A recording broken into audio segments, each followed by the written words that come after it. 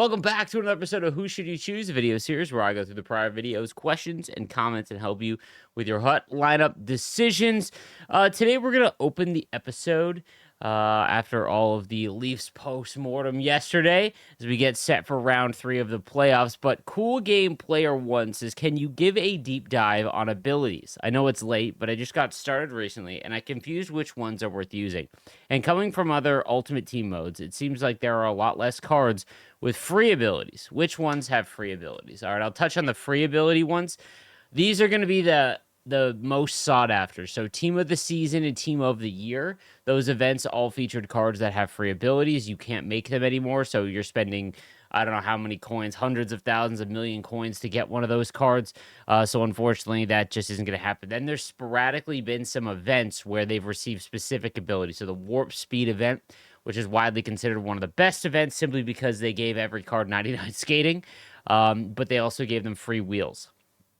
You also had, I'm trying to think off the top of my head what other cards. X Factors, the supercharged X Factors have free abilities, as do the power up icons. They're not worth making, but as we get a little bit further in the year, you're probably going to see the next event maybe have a free ability or two. I don't know. They've been very sporadic with it. I guess that's a way to define hut content this year. It's very unpredictable, almost to a fault, where it's nice to be surprised. As someone who has played the game for a decade, made content on it for like a decade almost, but it's also a little frustrating when you don't want to have to figure out this Rubik's Cube, and you spend all of your coins and resources on cards that have free abilities. You don't know when the next one's coming, which then just kind of leads into like a fear of using your cards during any event that doesn't feature some crazy stuff. Something I hope they, fix next year. But when it comes to deep dive on abilities, so obviously I'm not going to sit here and go through an entire tier list of abilities. Maybe I should. I think that'd be interesting. I'll give you the ones that, in my opinion, are the best. Elite Edges. Elite Edges will allow you to keep your speed when turning left and right. So if you get going and you make a cut left and right, you'll keep your speed. Whereas other players that Elite Edges, they will lose it, obviously, because you're turning left and right, things like that. It's also very impactful when you're not going at full speed, because if we consider it takes a little while to get up to your skating. With Elite Edges, if you're in the corner forechecking early on in the year, it's unbelievable. Truculence right now is a problem, and I guess it has been all year, but they've been so reluctant to give it to, like, I can't believe I'm going to say this. You want an interesting event, make a heavy hitters event. Everyone has gold truculence. That might ruin the game, but I guarantee you get everyone that's still playing to go out and make a ton of cards. Like, if that's what they're going to do, lean into it, I guess. I don't know, because, again, I think the Warp Speed event, while in a vacuum one of the best events ever, a truculence one would be pretty crazy too. Shutdown. Shutdown is essentially truculence and stick 'em up when defending the rush. However, the problem is that the game has a hard time depicting what a rush is, and it's a lot like the ability off the rush. I'm talking way over your head, and I apologize. But it essentially activates until the player that is carrying the puck passes it or shoots it. So they could take, defending the rush would be, into the boards or maybe the goal line. But if someone skates all the way around and you poke-check them or hit them with shutdown, you will get the full effect of the ability if that player is still holding onto the puck and they're the ones that broke into the zone. It's a weird tech thing. Quick Draw is a great ability. I'm actually putting together my full face-off guide, spending a lot of time on it. I love making tutorial videos, and I've made so few of them over the last year, and I apologize, guys. I'm going through that. Quick Draw is it is an animation ability. I guess that's the best way to describe this. Any ability that gives you a different animation than what you would normally have if you didn't have it. So Quick Draw increases the timing window when you do a face-off motion, and it actually gets your player to move quicker. If you're someone who's pretty adept at face-offs, you can win almost every draw.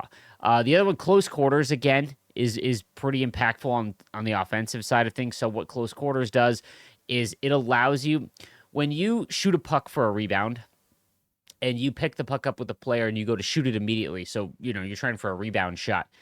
It's funny if you look in the replay. I was shown this at my time at EA years ago, but there's actually things they code into the game, and some of it is ugly because they have to program it in. I'm trying to give you an example. If you ever see your stick go through the boards, okay, or a pad or a player's leg, obviously that shouldn't happen. That's a bug in the game. However, the game can detect that that shouldn't happen. So what ends up happening is your stick is essentially removed from the field of play for a half second. This is why when you see forced cross creases, I mean they're a mess in general. But if you ever see like your stick through your goalie's pad, it's because the stick isn't there, and that was actually fixed with in NHL 22, I believe, was stick in physics were added, which I thought was going to be the future, one of the biggest inputs into the game since like the defensive skill stick, where the stick was its own layer instead of just the player entirely. They used it for 1 year. It wasn't flushed out, and they just scrapped it, it looks like. So close quarters is great because when you shoot for a rebound, no matter how your player catches the puck, okay, they will get full power and accuracy on that shot. So if you catch it on an edge and you don't have close quarters, you won't get full power and accuracy, and it won't look clean. With close quarters, it can land like straight up, like your Russ Tyler in Mighty Ducks, and you will get a 99 power and accuracy shot. The other ones that I love, Heat Seeker on defenseman. I love firing wrist shots. It will just beat goalies cleanly, and it activates almost all the way up to the face-off circle. So that's another good one. I know I'm forgetting some, but those are just the ones that come to the top of my head. All the other ones are a lot of just like on the periphery where like they're okay. Unstoppable Force is okay, but Total Control with reverse hits and all of that is just it doesn't have the same effectiveness. So if I had to cut it down to a few, Truculence would be amazing. Shut down on defensemen. Same with Heat Seeker, Elite Edges. Close quarters is nice. Quick draw on your centerman. Okay. All right, now on to some of the other questions that I saw here. Carolina Caniac, who I believe is someone who's active on Twitch. So if you are, what's up? I need a 90-plus Alexander Nikishin. I don't know if I'm saying that right. Just need him to be usable on my team. I don't expect a high overall card. Just really want to get him one. Yeah, this is an issue that HUT experiences a lot. Where again, this would really benefit from they release a card. First of all, Nikishin, I don't know if they have his right, so it would have. I think they could maybe do a headless card, but they really need to figure out a way to allow theme teams with bonuses for using low overall cards from a specific team. 645 says if you first want to test how the game feels before buying it, the EA Play service is $5.99 a month, and if I recall, the game is now part of that service. Oh, and once you're done testing the game, don't forget to cancel EA Play so you don't come paying for another 100%. This is what I recommend doing at the beginning of the year usually, when you used to be able to test EA Sports games on EA Play. 100%, guys. It's on EA Play. Sign up for $5.99, cancel the membership, and then give it a shot. Like, for sure, I would 100% agree. HUT content should not just be for theme team players. I feel like that has been the case this year. Ooh.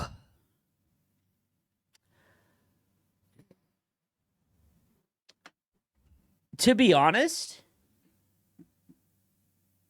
I don't disagree with theme teams having a lot more love this year, simply because of the lower overalls. So we're only at 94, right?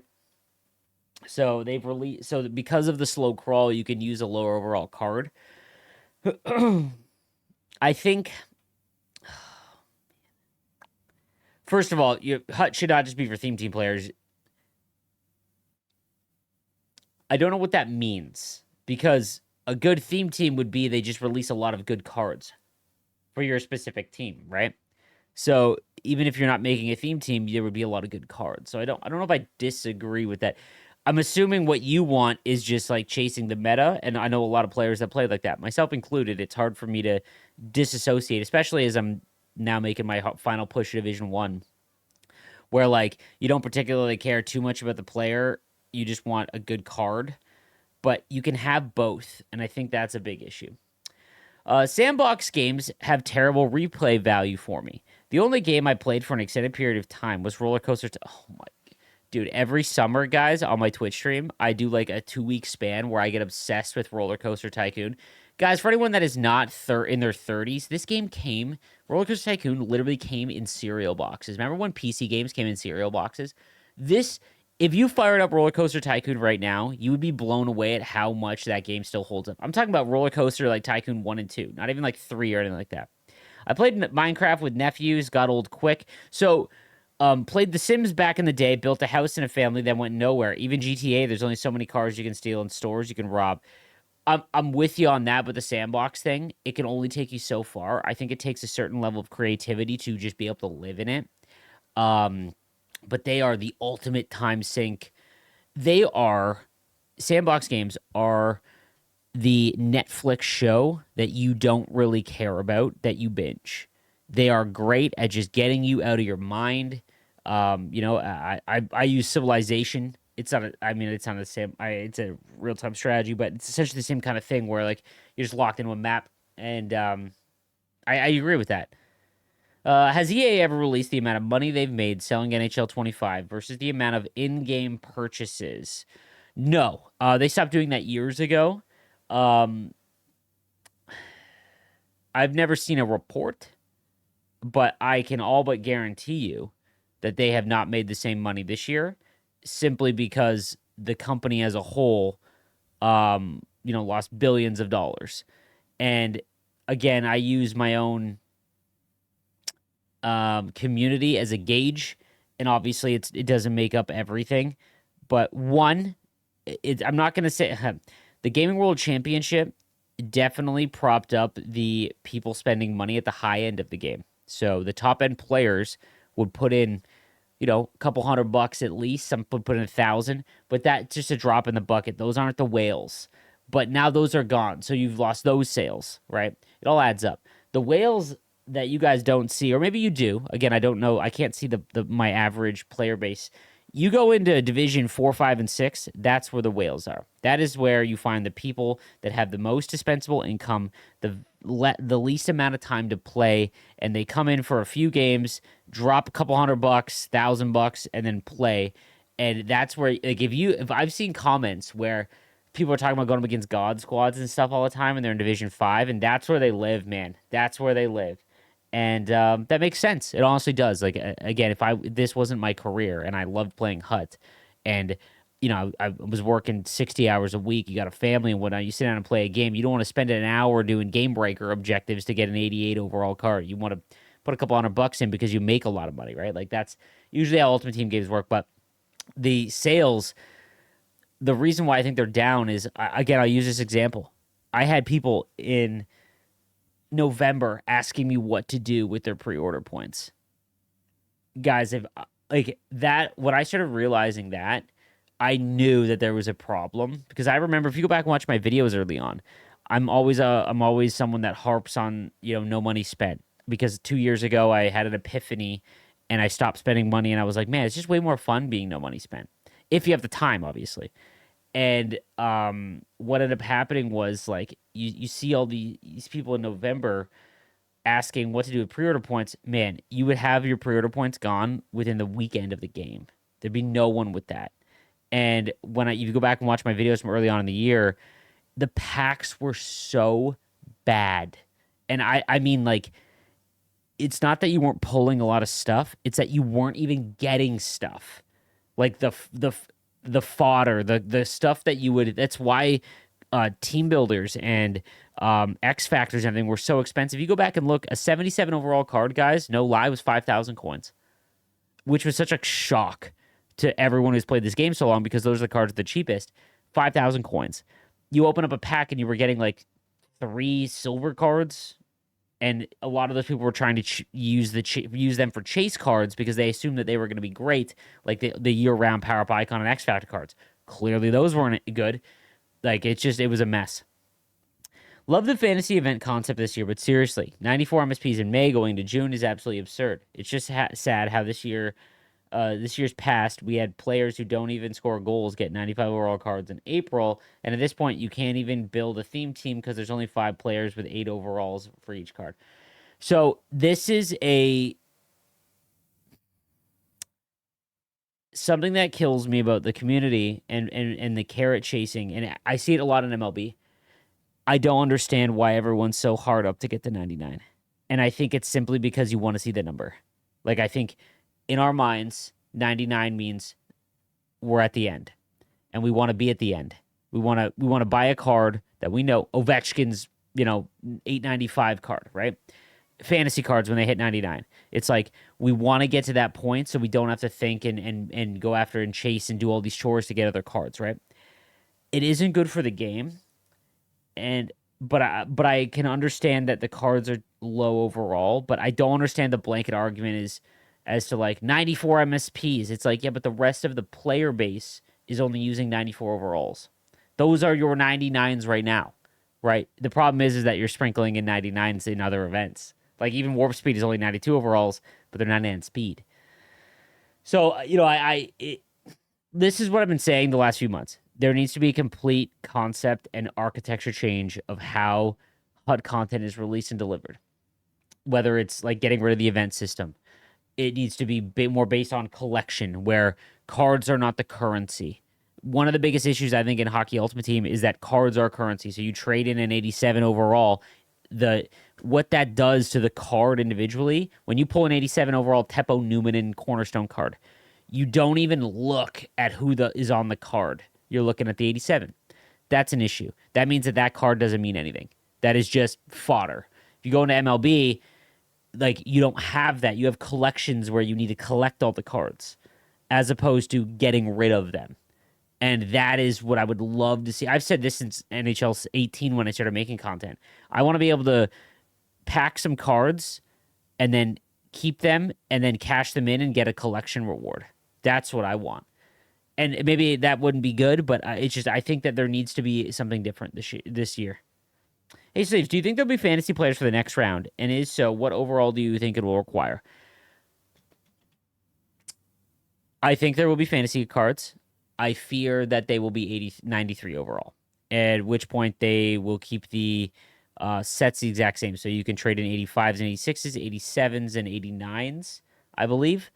If they go to 95, it will jack it up. It's going to be 91s or 92s or maybe even 93s at the high end for fantasy collectibles. But it'll be interesting to see what happens there. If they are 93s, it really diminishes the release. I don't hate it because fantasy cards are still great in any capacity. But if they're 93s, the odds that a player is going to score 6 goals, unless they're giving us Draisaitl, McDavid, like Mikko Rantanen, team of the year type cards as fantasy cards, now we're cooking. Like that would be incredible if they did that. I doubt they do it, but it would be amazing. This is all fixed, by the way, guys. If they go the fantasy route where it's like you go up for, a certain set amount of block shots on goal, PIMs. If they just stopped away from the goals thing, that would go a long way. The Buffalo Bills is way worse. 4 straight losses in the Super Bowl, now can't get past KC. So this is referring to that I said that the Leafs core 4 of the last decade is one of the worst performances for good players in the history of North American sports. Here's my argument here. Your heartbreak in totality is incredible. You got to 4 straight Super Bowls. Like, again, if the Leafs made the Stanley Cup and lost, that would be celebrated for decades. And before you make a joke about the Leafs fans celebrating a Stanley Cup appearance, all teams do it. You just don't really see it. But they want they want a cup run. Like, I'm not saying obviously they want to win the cup. I'm saying Buffalo was feared. They were amazing. They performed well, couldn't win that big one. The Leafs can't win a game 7 in the second round or in the first round. Like, it is 2 different things, I think. But your heartbreak at the end is far worse. Way worse. Hey, Slaves, I've been grinding the game for the last couple of weeks and managed to make it to Division 2. I've used everything from your gameplay tips last video, and it really helps. The thing is, every time I'm grinding the game, I manage to win a couple. I was hit a wall at some point, losing 5 to 7 games in a row. I heard a little bit of EOMM. I'm assuming that's like skill-based matchmaking. Can you explain it in your next episode? So how matchmaking works, guys, are in Rivals. What it is designed to do, this is any skill-based matchmaking. It's in every game now because it is designed to make you go 500. It is designed for you to hit your plateau, play the game mindlessly, and you are just going to win a few. And then when you win a few and you're on that high, you're going to lose a few. The reason why skill-based matchmaking works in the gaming industry, guys, is because as humans, go and play. How many times have you guys played franchise mode since you were a kid? And you spend 10 hours building the best team and you have all trades on, you allow it, or maybe even you juice up the attributes of some of the players. You make it what, like a month into your sim before you're bored? It's because people need a challenge, right? Humans, the way that your brain works scientifically is you will get a dopamine hit from getting to the next division, and it'll happen leading up to there, right? But you need to be challenged, and if you're not challenged, you're bored, and then you're not playing the next game. How many times, guys, have you lost a few games in fashions that are outside of your control? There's games where the game just decides this bounce is going in, right? And you know that you're the better player. How many times have you felt like, I'm not ending on this, I got to play again? That's it working. That is the gaming industry gaming you, right? In reality, as I climb to Division 2, Division 1, when I lose 2 games in a row, I'm stopping. And I'm just like, nope, today's not it. I'm gonna take a break. I know that if I lose 5 games in a row, that could be an entire week's worth of progress. So I'm out. The way that you break through in divisions, guys, is you have to fundamentally change the game that you're playing. I use this example all the time. If you are a crappy golfer and you go and you hit 1,000 balls a week on the driving range, you'll make your swing a little bit better, but in reality, you're just practicing your crappy swing 1,000 times. So you need to go and get a coach. I don't mean go get a coach. I mean learn some new mechanics, watch some YouTube videos, those kinds of things. And that is how you improve. So when I do these videos now, when you watch my No Money Spent video, my last one, the tips that I'm giving you are the things that I know that I need to do in game. Reverse hitting is one. If you are not reverse hitting, you are doing yourself a detriment. Start reverse hitting, and it's gonna blow you away. It's gonna take a while to get used to it. But now, for anyone that is having a hard time when you get up against someone who's using total controls and just holding circle or B, and they're just kind of like loading a check and running into you, and you can't get around it. Dude, it's my favorite. I will never lose to a player like that anymore because with total controls, when people are using total controls, you can see when they're going to hit, and all you got to do is hit X or A right when they go to hit you, and they can't do anything. So that's going to do it for today's episode. Let me know what you think in the comments section down below, and I'll be back tomorrow morning with some more Who Should You Choose. Thank you, guys.